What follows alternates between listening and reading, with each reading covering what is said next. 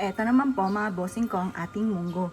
Ang munggo mga bossing ko ay may kakayahan na magpadami. Mabilis silang dumami.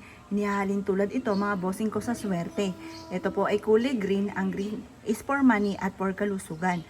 Ito po mga bossing ko ay isa rin sa mga ginagamit na pampaswerte lalo-lalo na pagdating sa usapin ng pera. Kung ikaw ay masipag at matyaga at parang sa ulat wala ang inyong pagiging masipag, gamitan nyo na po ito mga bossing ko ng munggo. Bumili ka na kahit magkano at mamurahin lamang na munggo mga bossing at ilagay niyo po ito sa isang mangkok.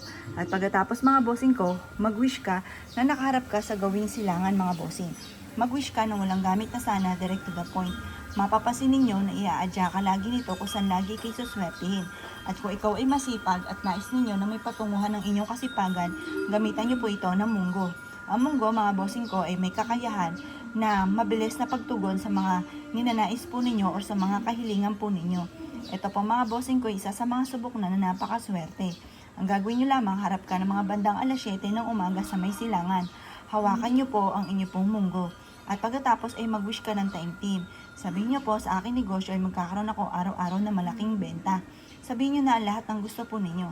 Pagtapos na po kayo mag-wish mga bossing ko, ibilad nyo po ito sa liwanag ng sinag ng araw.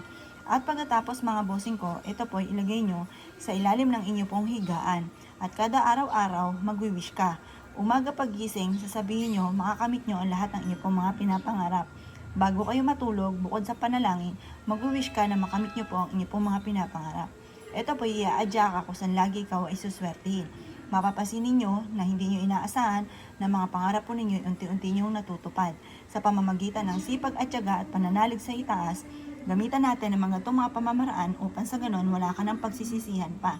Upang sa ganon ay makamit ang lahat ng mga ninanais. Basta, ugaliin po ninyo ang pagsabi ng mga magagandang salitain.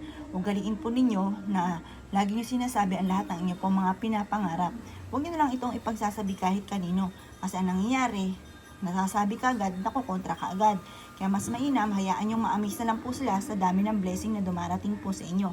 Basta dagdagan nyo lalo ang sipag at tiyaga. At pagtapos nyo po mga bossing kong mag-wish, ilagay nyo ito sa ilalim ng inyong higaan. Ang dulot nito ay napakaswerte. Iaadya ka nito kung saan lagi kayo suswertihin.